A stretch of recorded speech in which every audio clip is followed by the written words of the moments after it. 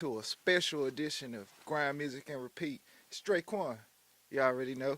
Call me Hood Rock TV, Draquan the Great, Drady the Great, whatever y'all, you know what I'm saying, whatever y'all want to do with that. And coming to y'all with a season wrap up. We're gonna wrap up season one of the Grind Music Repeat show. Like it's really a thing where we started it and then it's like how it turned into what it turned into.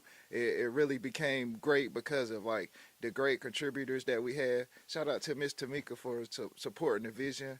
Shout out to the guests that we had on season one. We had Zany up here probably about 2-3 times. We got the good man Bo Bangs, and then shout out to the Jimmy too, the Elevated Nine. Who else we got? Shout out to Brittany Jean and Teflon Twan too. And we got a lovely episode with Miss Tamika also. So on this wrap up show, we're gonna be breaking down some of the best clips, some of the best messages that came across, especially and always number one, that inspiration for them independent artists out there. In this wrap up episode, we're gonna, like I was saying earlier, we're gonna talk about some of the best conversations, some of the little memorable moments we created up here with all of these amazing guests that we had up here, and just the thoughts and music also were, because that's the number one thing. Grind music and repeat. If it ain't about music, we really can't use it, and that's just the body of what we're doing. So you're gonna be checking this out. This is the wrap up show, and we're just gonna have clips from all of our music conversations, the interviews that we did, even some of our little banter that we do, that little witty stuff. Like you just, if you paid attention, you caught it. But if you didn't, we're gonna run it back for you. For the rain with the heavyweight. World Series law number one.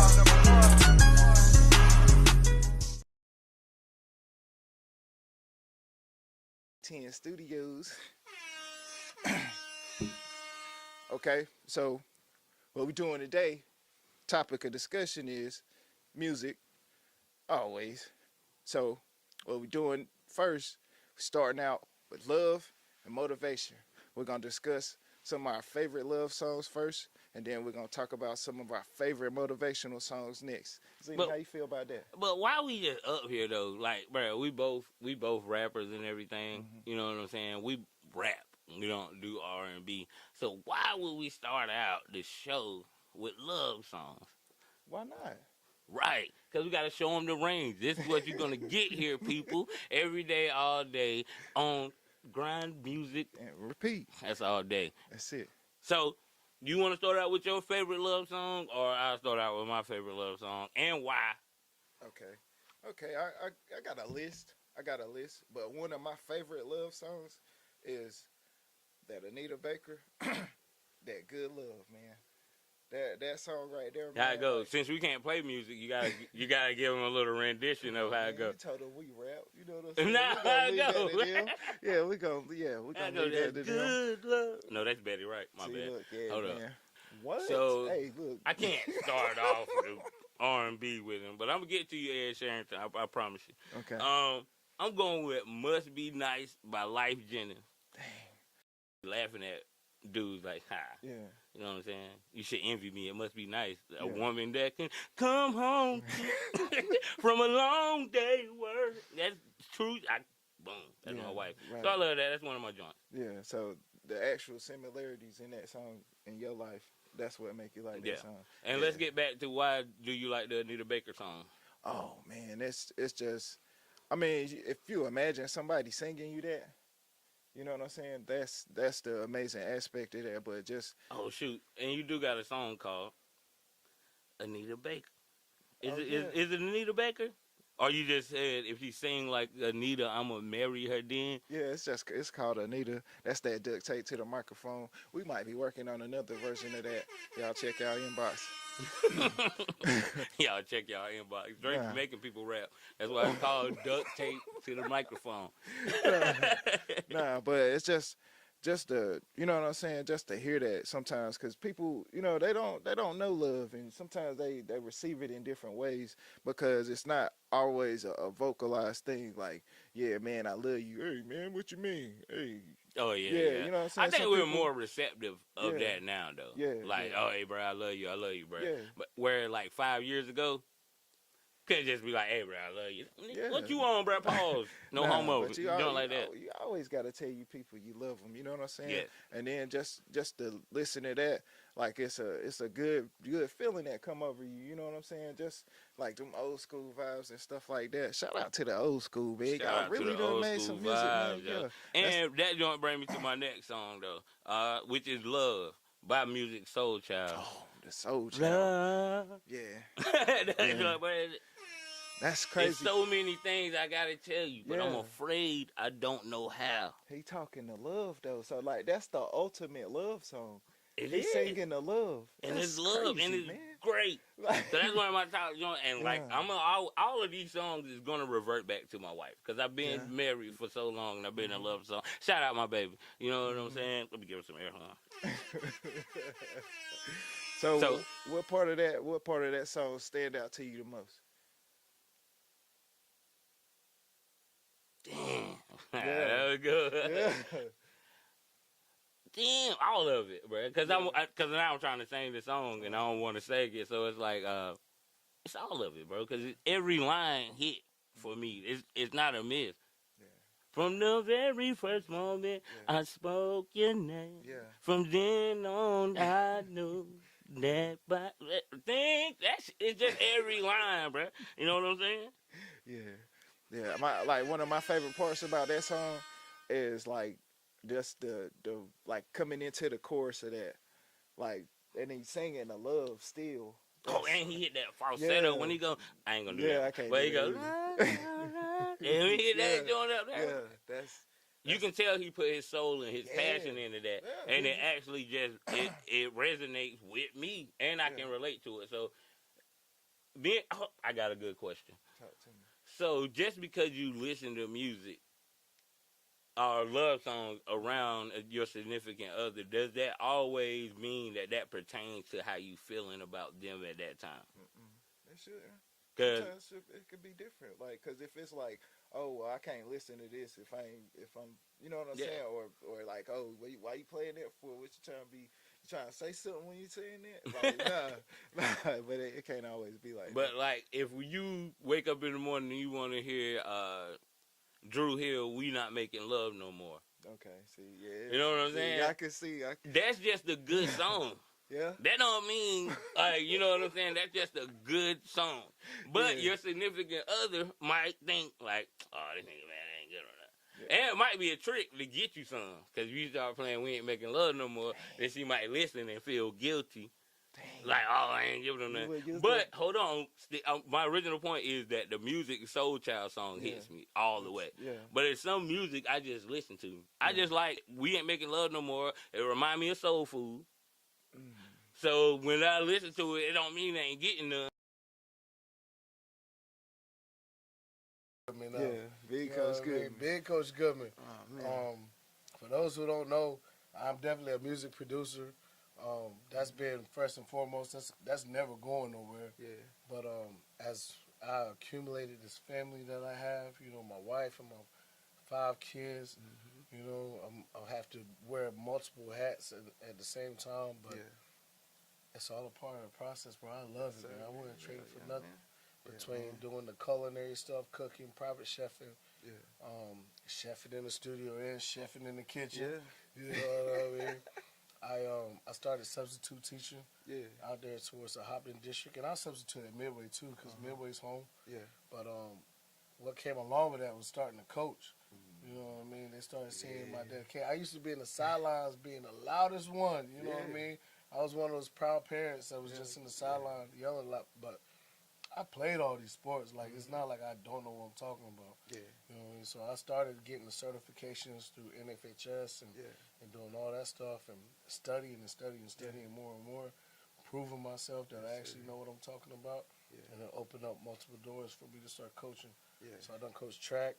I've assisted coaching in football this past season. Yeah. Now I'm head coaching our JV team and assistant coaching on our varsity basketball team. Head coaching the JV team? Head coaching the JV team. How that make you feel though? Like, bro, I mean, I love it to death, bro. I love it to death because you're getting to get these young men while they're still moldable. Yeah. You know what? That saying about teaching an old dog new tricks is definitely true. Because some of them kids, once they get stuck in their ways, they're stuck in their ways. Once you're like 16, 17, it's hard for me to fix your jump shot.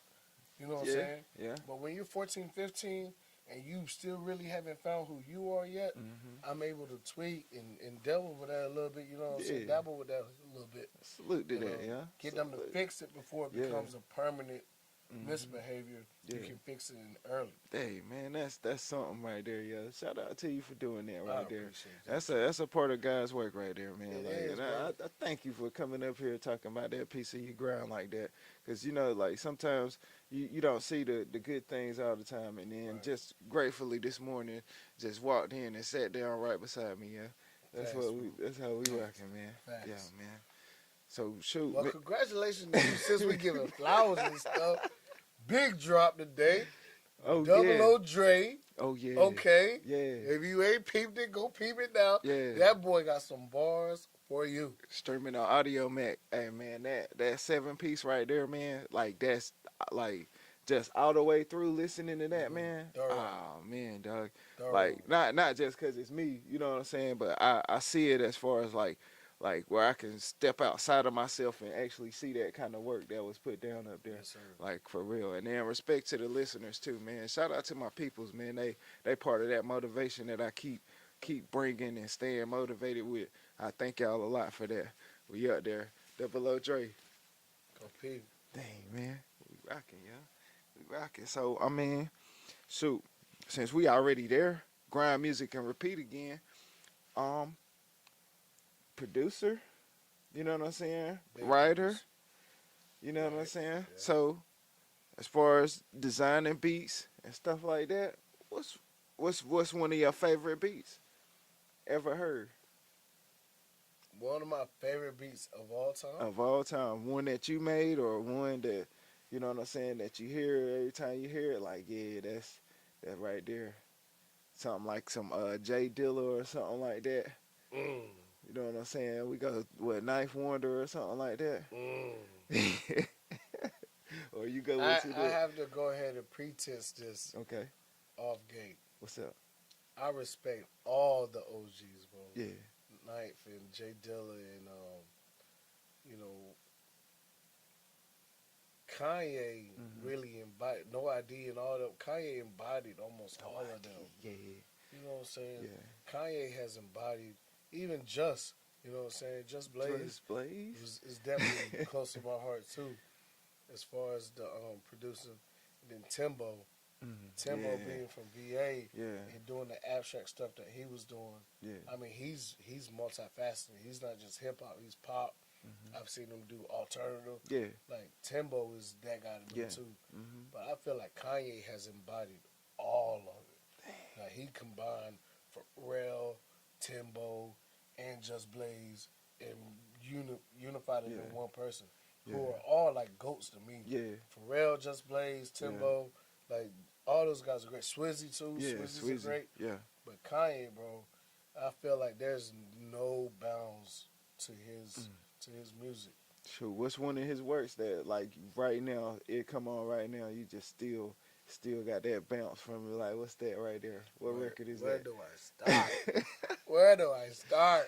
I'm thinking like probably like the first Kanye beat that like had me like sold was, do you remember the Dynasty album? Yeah. In 2000 when Jay-Z had like almost all of Rockefeller on that joint? That intro, that ba ba ba ba ba ba. Oh yeah. And like he's barely rap. He probably rapped like 8 bars on the whole joint. It's almost like a 2-minute, 3-minute intro. And he barely rapped on it. Yeah. But the beat is so crazy. That's what make It's like you're just listening to it over and over and over again. It was so wild, bro. And then you go a little bit further then, and you hear "This Can't Be Life." And I know that's a miss you. I know that song. Yeah. But who would have thought to make that into a hip hop song? You Yeah. know what I'm saying? And you got Scarface on the end. Man, Yeah. bro, This Can't Be Life. That like it really sold me on it, on the whole Kanye wave. And this is before you heard Kanye's voice or seen Kanye's face. Yeah. This was when he was behind the scenes. Like you didn't know he was producing unless you actually read the booklet that came with the CD. You know what I mean? Credits in the So back. this is before Blueprint. Yeah. Blueprint is when he like stepped out, Yeah. and then Through the Wire came after that. But like that Dynasty album, and seeing, I think he worked on 5 projects on that Dynasty album. Yeah. All 5 of those projects snapped at me. Yeah. Every one of them spun me. I was like, bro, what? I don't know what this man just did with these. So I grew up with my grandparents. I know these oldies, but I never imagined hearing them in a rap song. And he did that, bro. Yeah. So like, one that stepped out is definitely the Dynasty intro, but Devil in a New Dress, like the Hey man, beautiful twisted. what that had Ross up there, didn't it? Yeah. Yeah. That one right there. What sample was that? Smokey Robinson, bro. Oh my God. Smokey Robinson. That's Smokey Robinson. And I swear, as soon as I found what song it was by Smokey, I listened to the song. I was like, how in the world did they make it sound like that? How did you do that? There's no way. Man. Nah, man. There's no way. Like, he took like 3 or 4 different riffs from Smokey and made it a whole nother song. Damn. That's crazy. Like, that man wild. Smokey Robinson. Smokey Robinson, bro. Nah. Smokey Robinson. And then one, I don't know if you've been seeing it on like Insta and stuff lately. Yeah. That I Wonder. Oh, yeah. Everybody's finding that dude now. Yeah. And the song is called My Song. Yeah. He says, this is my song, and no one can take it away. Yeah. And then people Kanye. making a joke talking about, that didn't age too well. Because Kanye definitely took your song. Nah, he didn't take it. He didn't. He's exposing that man to a whole nother demographic and age. You know, he has a song, the same guy. I want to find his name, bro. Yeah. I hate to go on my Because phone I don't even think that's a taking thing. He built a bridge with that one. Homage. Yeah, for real. That's paying homage. And then he ain't like really like alter his voice too much or nothing like that. It's the same thing. He didn't make it higher pitch or lower pitch. Yeah. His name is Labby Sifri. And that's not the only song that he was sampled on. Ooh. My Name Is by Slim Shady. Oh. He sampled the same dude, bro. Damn, Slim Shady for real? Hove. Matter of fact, this same song was sampled twice. Yeah. The beginning, Kanye had sampled another song off of Blueprint at the beginning. And then My Name Is that Ain't No Love? Yeah, right. That's in the second part of the song. Yeah. So I mean, like 2 hit songs was sampled off of the same song. Yeah, man. To make hits, bro. Yeah, man. I love sampling. Yeah, I love it because that. I feel like it's paying homage to who came before us. Right. Man, he's different breed, man. He a different breed. He really dedicated to, I would say, the artistry in DJing. Yeah. Because as a DJ, you're gonna go through thousands of artists, bro. Yeah. You're gonna that's mean different deliveries, different topics, what they talking about, different wordplay. Yeah. So to be able to hear a song and say, let me get Wayne on this right here. You really you gotta have some type of relation with the music, I would think. Yeah. They correlate. Yeah. And then you put it together. Yeah, that's nice right there, man. That's just the testament of time too, like, because when he came out and stuff like that. So like, yeah, man, that's nice, yo. Shout out to DJ Kelly, yo. Yeah, big shouts out to Kelly, man. Dang. So shoot, like as far as like an influence, you know what I'm saying? Like, what you think, like some of your musical influence are? Man, if it was me, it'll probably be like Jada Kiss, you know what I'm saying? Even Sheik and Luch. I mean Sheik, Luch, and P. You know what I'm saying? Yeah. Like that kind of, you know what I'm saying? As far as like music, like rap wise and stuff like that. I just say that Pop and Bone Thugs and Harmony. Yeah. They were like my biggest, because Bone Thugs and Harmony, bro, they delivery and how they rap was so superb. You would have to listen to them to be able to memorize their rhymes. To know what it is. Yeah. And me and my brother, we used to always want to rap their songs. It was nice, you know.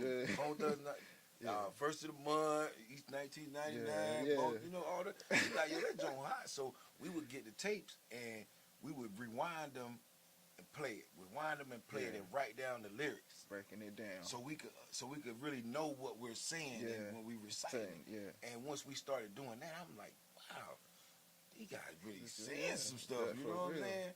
So that kind of influenced us to want to take their words out and kind of replace them with our own words to create our own rap. So that really influenced us to try to rap. You know, Pop was talking about the everyday struggles of growing up in poverty and in the hood, and that really filled us out. We like, okay. So when it come on the radio, we didn't even have CD players and tape players all the time, but when it came on the radio, we tried to find out how we could hear it again. Right. You know? Dang. So that's like back in the tape era and stuff like that, playing it over. Early 90s. We got a radio, got 2 tape decks on it. One over here, one over there. Man, people were trying to DJ on them tape decks, man. That's crazy. But that's innovative. It's crazy, man. Like that's innovative, like at its next level. And then to come and find out that the next thing was like what, CDs? And then come over with MP3s, and then it just keep leveling up. That's crazy, And I'm gonna be honest with you about the DJing thing. Like DJs now, man, they have it so much better than DJs back then. And you think about it, DJs back then had to bring in the Technique 1200s. They had to bring in the mixer. They had to hook up those big speakers, and then they had to bring in like 10 crates of records, bro. For real. You know what I'm saying? They had to bring in all their music. See, now we got hard drive that holds 1-2 terabytes of music. So, you know, you can just easily pull it up and cipher through it. But you had to be quick with it back in the day. You got 10 crates right here, so you need to know where your records are, and you need to be able to fumble through them real quick to grab that one you need. So now you're gonna grab 2 records out of this vinyl. You're gonna put one over here while this song is playing. You put this one over here. You scratch it in a little bit or whatever you're gonna do to bring it in. And if they want to juggle it or play with it, now they're gonna upload the second one on this side. You know what I'm saying? Nowadays, you can just hit one button and then load the song up on both sides of the mix decks. You know, so DJs nowadays really have it a whole lot easier than they did back in the day. That's crazy, man. Like just this, like think about doing all of that at once, man. That's like right there at once, yo. And then, man, crazy, man. That's wild, yeah. Like, and then you just, how you say it now, just press a button and then you just turn it. We rocking. Just like that. Just like that, man. So what would, well, I mean, that's some tough, you know what I'm saying? Yeah. So what would be the toughest part as far as like now? I completely have to say crowd control because it's so many different platforms to get music from. And as a DJ, now, say for instance, if I download all of the music on the top 100 Billboard charts, and I practice this list, and I'm ready to show out because I'm like, these are the songs right here from the last 2 or 3 years that everybody been rocking with, and I go to turning up. But now, somebody wants a request, and where I usually go to download my music at, that request ain't there. You know what I'm saying? So now I have to search 5 or 6 different record pools, maybe hit YouTube and MP3 juices just to see if I can get that sound to provide. Or, you know, it's always a go-to, plug your phone up, play it off the phone. But it's nothing compared to dropping that beat on cue. You know what I'm saying? Dang, so you say like tracking it down. Yeah. So like in the old days, like even with the crates, like they was just record store and shopping and stuff. Yeah. Dang. They go in there and buy a record that was $13.99. Yeah. And they got the main version of the song, they got an instrumental, and they got an acapella. Yeah. You know? Versus now you're gonna buy a tape for $13.99 and they got 15 songs on there. It don't have no instrumentals, it don't have no acapellas, it's just 15 songs. Out there. You know, so it's I have to say the crowd control because everybody wants to hear their song that's going to turn them up in that moment. Yeah. So you got 300 people in the spot. Yeah. Everybody is ready to turn up. They Yeah. want to hear their song. Yeah. I've been preparing to for this moment. I hit the Billboard charts. Yeah. Because people that's on the Billboard charts, they're the ones that's most popular. Yeah. But out of these 300 people, their favorite song ain't even on it. It ain't even on the Billboard charts. Yeah. You know what So I'm saying? you say it take just a different kind of bag. Like, okay, everybody rock like this. You know what I'm saying? But if I see the vibe go to this kind of stuff like that, I can reach over here in this bag right here and I got something for them too. Got something for them too. Yeah. Them ones on the wall back there. Oh, okay, I know what y'all like. I bet y'all get y'all to the front. Exactly. That's nice right there. That's nice. That's the motive. You got to be able to control that crowd, man. Yeah. And I was just saying, requests can turn a party one way or turn the other. Yeah. So the DJ really has a lot of pressure on him. He got really a lot of pressure on him. Because you gotta think about it now. When I get in here, and I got my practice for 2 weeks. Like, yo, this gonna be lit right here. Yeah. And I get in there, but everybody want to hear their song. Now you have to worry about what they gonna say when they leave. Yeah. Oh, the DJ was alright, but he ain't play NLE Chopper. Right. He ain't play Bootsy. He ain't play Coco Jones. Yeah. He ain't go to the R&B like I expected him to. You know what I'm saying? So it's all a promotion thing. Yeah, for real. So the crowd participation and crowd control, I learned that from watching the Jazzy Jeff thing. He said you can practice as much as you want, but if you can't read the crowd, you're not going to be able to. Kind of medias that A10 Studios provides. So, A10 Studios provides live and pre-recorded media.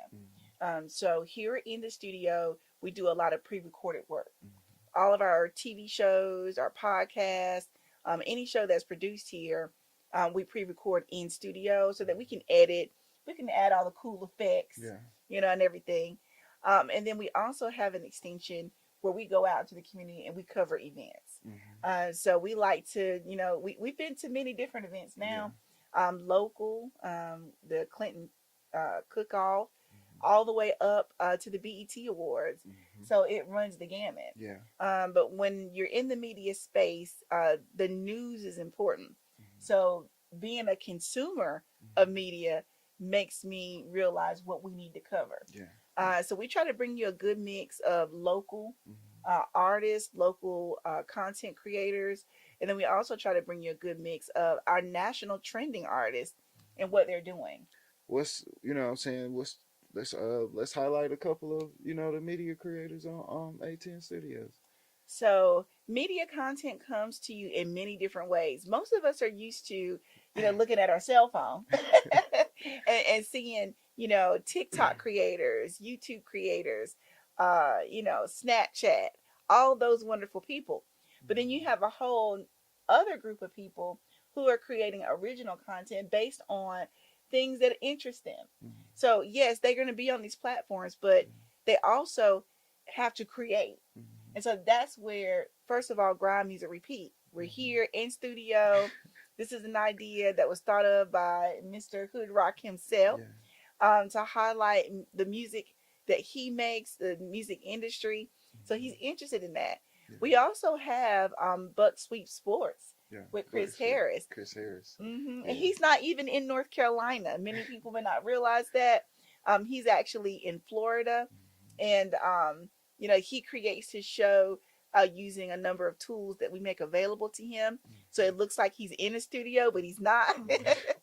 And, you notice that we have the black screen here. Content creators, they can use blue screens or green screens. We can change up backgrounds. And so, with that said, speaking of the green screen and the blue screen, so our show, Broke Ass Podcast, they were the original content creators to the studio that used the green screen method. So they've had many different backgrounds. And so you could be as creative as you want to be. And then all the different levels of media that we create, it could be a 15-second commercial spot, or it could be an hour-long show with multiple scenes. So some things that folks don't know, we shoot with at a minimum 2 cameras, but we can shoot up to 5 cameras. And that's to be able to capture all the scenes. No matter how big your space is, you can have different scenes. So whoever is designing that, that show, they determine what scenes they're going to use. And so one of our newest programs that I'm in love with, I think the world is in love with it, is from my pen. And that's Miss Dorcas Beatty. Yes. She's the host of From My Pen, and we have Unapologetically You. It's a group of ladies that I tell you, they are pastors, evangelists, but they talk about real world issues. They bring the real about how to get through life, get through situations.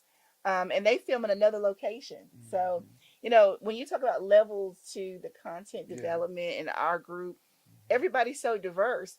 So I could be here shooting today in studio, and just like next week, I'm going to be at someone's house shooting, in their living room.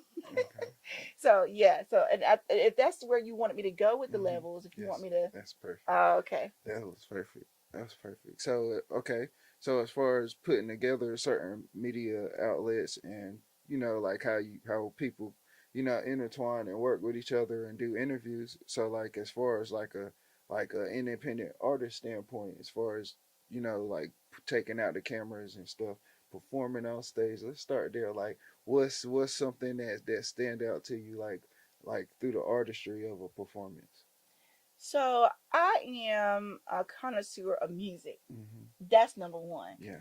And I love a good concert. So when I am scouting new artists, just trying to see, who's out there, who we want to work with, I love to go and look at their performances. It tells me if they know how to connect with the crowd. Yeah. It also shows me, if they are creative enough. So an artist, they don't just get on stage and sing. A true artist is someone who lives in technicolor. Yeah. So they're designing the background. They're designing the lighting. They're designing the arrangement of their music. So artists need to be involved in every level of their production, because it's an extension of who they are as a person. So, Erica Badu, going to see her show is like an amazing cosmic experience. But I think the one show that I truly will always remember, and rest in peace, is to Prince, because I had a chance to experience his live show. I've actually had a chance to experience Parliament and Funkadelic's live show, Earth, Wind, and Fire. Okay. Shout out to the old school. That's all, I like that. Like back to back. That's all together. Like So, yeah. when I look at an artist, it's not just about getting on a stage. It's about what is your presence going to be. How are you going to connect that audience to what you're doing, and making them really live the experience with you. Okay. You said something that stood out to me. You said connoisseur of music. What's something about music that makes music beyond just instruments? It's the creative spirit that goes into making that song. You know, there's so many levels to songwriting, and then there's so many inputs and components as well. So, an artist, they may start with the hook, right? But there may be 10 other people in the room that you don't see that are also, giving their opinion about what that song should look like, sound like, what the arrangement should be. And so we get a finished product, but it's based off of the experiences, not just of the singer, but there's a lot of people that are part of it, a lot of components. So, when I think about music, that's what I'm looking for. I'm looking for that technical piece as well. But I love when an artist pours their soul into their music, when it's about their life, because then, you can, whatever your lived experience is at that time, there is a song that you can listen to that's going to help you either get through it or celebrate your life. So grind music and repeat. So let's get into like what make music to you. You know what I'm saying? Like I think of me like oh man, they just so many like varieties of music. You know what I'm saying? Like, and then you'd be like, yo, Dre, you how you rapping off of that? Like, bro, that's Maroon 5. How you rapping off of that, Dre? Bro, Like, and that is true, bro. You will rap on some stuff that I'll be like, but you did it. You made it your own. I think just making it your own is just music enough. I don't go nowhere where I don't hear music. I mean, I've had this discussion with you before. Yeah. Like, bro, somebody tapping a pen on the desk, bro. Yeah. That's a beat to me. That's Yeah. that's music to me. If the fork is scraping against the plate, that's music to me. Sometimes it's annoying, but it's still music to me. And you know what I'm saying? I see music and hear music in all different types of places. Yeah. It doesn't have to come out of the radio Yeah. for it to be music to me. That's just music lives within you all the time. That's what it does to me. It just lives in me. I don't know why. Yeah. I don't know how. You know what I'm saying? I'm definitely one of the only musicians that came out of my five being home. You know what I'm saying? Like my sister, she like it. Yeah. My brother, he listens. You know what I'm saying? But my mother and my dad, they both singers. Yeah. You know what I'm saying? Like, you know what I mean? So I don't know how the rest of them didn't get what I got. You feel me? So I feel blessed to have it, but I do have a family full of nothing but musicians on my dad's side. Yeah. I mean, just musicians. So I just hear music everywhere, bro. Yeah. And I think what makes music is whether you hear it or not. Yeah. That's yeah, what. right, yeah. Can you hear it? Yeah. Like, You know cause what I mean? I got this thing like whenever I gotta grind something out or I gotta do something tough or I gotta be in a certain position for a amount of time, what I do is I cut the studio on in my mind. You know what I'm saying? When that's where my focus is. You know, so while I'm doing whatever I'm doing, I got music playing. But the only thing about it is when somebody be like, "Hey, yo, Dre, I gotta cut the studio off to that's respond annoying. to them." Oh man, what you want? And then they ask you something stupid. Yeah. You know what I'm saying? Like, hey man, we got any mustard? Bro, you ain't go check the refrigerator or something, like, you know, ask you something crazy. Yeah. You know what I'm saying? Like Every time. hey bro, where the tissue at? Bro, check where the tissue's supposed to be. Maybe it's there. You know what I'm saying? Ask something stupid or something. You know what I mean? Like, I feel you on that. I definitely turn the studio on in my head, but I feel like with my ADHD, it might make me slower, but I'm going to do it anyway. I'm going to turn it on anyway. Yeah. Bro, if you, I mean, most of the time, my turn it daughter on. just asked me the other day, Daddy, why do you be talking to yourself? You know what I'm saying? And I didn't even realize I do it so loudly, but I'm like, I'm just doing music. Yeah. I'm like, she said, I can't understand you, you're mumbling, but I always wanted to ask you, why are you talking to yourself? I'm like, I'm not even talking to myself. I'm just leaving a mental note. Yeah. That might be a piece of something I can come back to. I later. hear a certain kind of beat, a certain kind of way. Boom. Yeah. That's what I was thinking about earlier. And they'd be like, when you come up with that? Oh, probably like 3 days ago. You 3 just days not ago. using it. Yeah, just figured out what it worked to. Yeah. That's another thing too, like, cause sometimes I think like it's like a puzzle. Like when you like creating a song, like whatever kind of song it is, like even if it is a part where, oh, okay, this is the part where we just get somebody randomly talking up here, or we get this part right here where we creating some kind of skit or a scene here, you know, and then that's with the video. But on the original song, it'll be just somebody singing or something like that. Like the artistry of like creating stuff like that. Yeah. What's some of your greatest creations when, you know what I'm saying, you creating, doing your thing and stuff like that? Well, like mixing Yeah. and mastering and Yeah. stuff. As far as like putting sounds together and stuff like that. What's your favorite part, my bad? I never leave anything the same way I got it. Yeah. Just never. Like I can get a beat and think that beat is hard, and by the time I finish the record, the beat is different. Yep. And people always ask me, how do you do that? I'm like, just a little bit of editing. Yeah. It's the same beat. It's just I cut pieces out, I move pieces. Yeah. It's a puzzle, like you said. It's definitely a puzzle. I don't care if I get a waveform or I get it meted out. I'm changing something about that beat, bro. I'm just gonna change something. Yeah. It's gonna make it me. Yeah. I can't leave it them. Whoever gave it to me, that's them.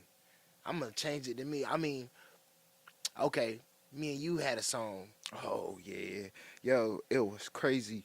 Honestly, like the first part of that beat is like one of the best parts of it. So like that's where I put the hook at though. And then the next part it's all right, but how we inverted it, like it was just perfect for that part right there. Right. And then it's like now it's switched over. Like now I'm rhyming where the hook is, and now the hook is where I was rhyming at. Yeah. That's crazy, yo. Yeah, And then you was like, yeah, and then I could see you up there, you doing something, you changing something, and you just like, all right, Dre, man, I'm gonna try this out, man. It was just there, like just right there messing with you, like why you was ain't bothering me, bro. It was low key like annoying me. Like I gotta, man, I hear this. I don't know if he gonna feel it though. Yeah. But I was just like, I wasn't even gonna ask you. I was just like, bro, I'm gonna try this out real quick and just talk you fast real quick, and then just swap it real quick. I had already did it in my head, so I knew as soon as I dropped it, it was gonna drop right. Yeah. You feel me? It wasn't gonna be me sliding it back and this and this. I had already measured it up in my head and just cut, boom, boom, 2 cuts, slid this over here, slid that over there, hit the play button. What you think? Dang, that's crazy. So like the studio is the only time where it's easier done than said. Wow, I ain't never thought about it like that, Trey. Why you always gotta hit me with something left field like that? Jesus. But I tell you what, I think I found I've always knew who I was as a person, but I didn't know who I was as an artist or an engineer or you know, just a musician until I had my own studio. So what's something about the way you make music that you will want people to understand? The way I make music is not an easy process. I mean, it definitely takes a long time for you to get everything you want inside of a song. I definitely have rushed some of my songs just so I can just like be like, hey, like this is my song, so I can sing it at one of my shows. And I think that tweaking a lot of your songs takes a long time, but the message that you put inside of a song you could never put into words. I've wrote a lot of songs that my mama has cried to. So it's just the words in a song that you really couldn't. You can put in the lyrics, but you can't put in the, like what you could actually say to somebody. Oh, so it's easier done than said. Yes, exactly. Number 2. That's impactful. So if you could think of one, what would be one of your favorite songs? Right now I probably listen to Where I Find God. It's by Larry Fleet. Okay. I've listened to that probably like 4 times in the past 2 days. But one of my favorite songs that I love to sing is called Parachute by Chris Stapleton. Ooh. Okay. I sound so much different when I start singing than I do right now. And I had a lady tell me that last night.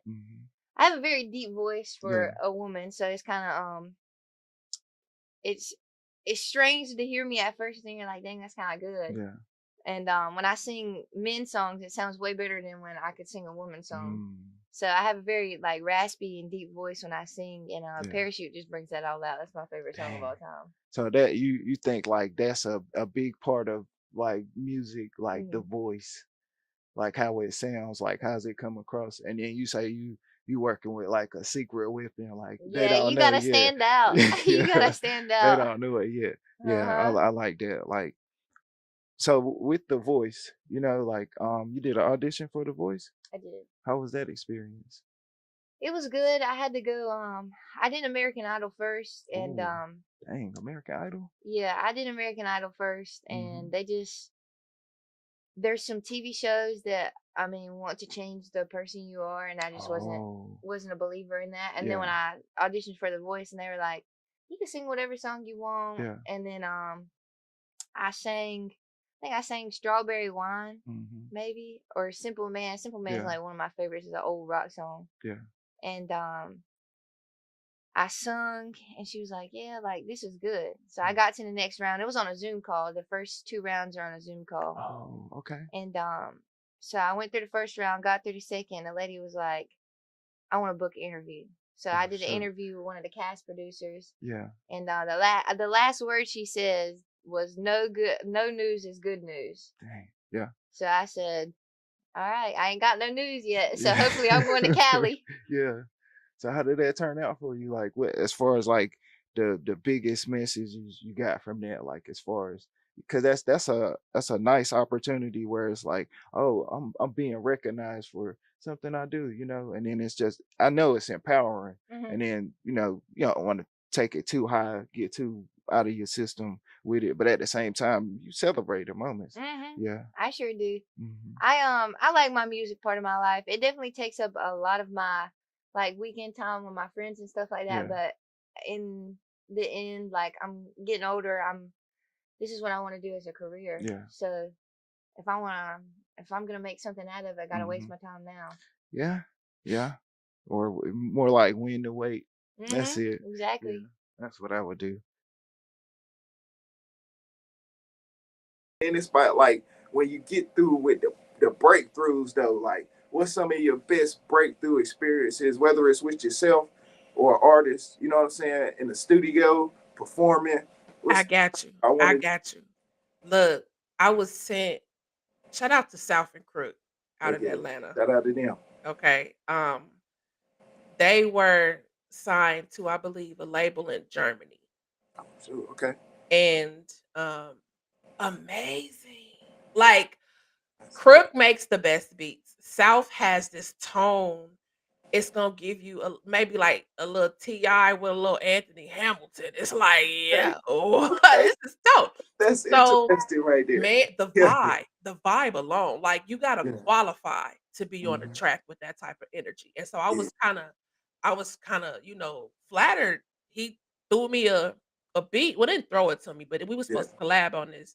And Crook had made the beat, and South had already had the hook in there. So boom. I listened to this hook and I cried for 6 months. Dang. The hook was ministering to me.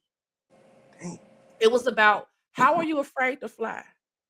Like you want this, but you're afraid to destroyed me. Like it had to break me down to build me back up to even be able to deliver a message on this song. So with the combination of the frequency of the beat and then the frequency of the intent of his message in that hook, I was worked on. Like you want to talk about a breakthrough? That was a legitimate healing therapeutic moment. And it took me 6 months. 6 months. I didn't even know nothing was wrong with me, bro. I'm like, my fiance come home. You write something? Yeah, no, I ain't wrote nothing. Stop asking me. I've got nothing ready. But that was the moment where I really connected with the music. I connected with what was put in front of me, and I let it do what music does, and that was amazing. That, and you hit on it when you said you don't have to read. Yeah. Oh, when I learned the words now. Yeah. When I got it down. Oh. Yeah. Everybody get out. Yeah. I'm finna light this booth on fire. For real. Because once I could close my eyes and get into that element. Yeah. I killed this. It's something like I wouldn't even call it like a studio spirit, but it's But it is. Something like it. I don't know what it is. Like I think of like one of my first breakthroughs. Like my thing with me is I always been long-winded, so I could always put together whatever I wanted to put together, how I wanted to put it together. But when I seen one way that I put it together, oh God, oh that's it. I done struck gold. You know what I'm saying? I seen diamonds. I ain't got to keep digging no more. That's it right there, Trey. Let me see you rock like that, and then that kind of like get me to where I am now, and then still looking at that, and then still being able to take strides like mentally, and then especially like lyrically, and then putting a physical aspect in the music right there, so that people can, create something tangible off of it, like rather than just, oh yeah, it's just a song. Nah, this really a piece of life right here. So like that kind of thing, like that's what helped me with my breakthrough moments right there. Do you pull in your influences from any other artists? Not like copying, but are you influenced by any other artists? Who? Yeah, like I'm talking about like back when them mixtape days, like where you just that was at the store, or I mean, Trapaholics. all of that. Go to the Damn, stockyard, get son. all the mixtapes. Man, I'm talking about like, well, even a little bit before that. But for me, it's mostly like me growing up. I listened to the music that my mama and her cousins and everybody around the family listened to and stuff like that. So like it was Tupac, Biggie. But then I get on my own realm. Oh yeah, shout out to Mary J. Blige too, cause she definitely a big Shout out to Mary. yeah. So like when it comes to like as far as like rap, my different aspects, as far as like coming up through like middle school and stuff like that, man, Jadakiss, Jay-Z,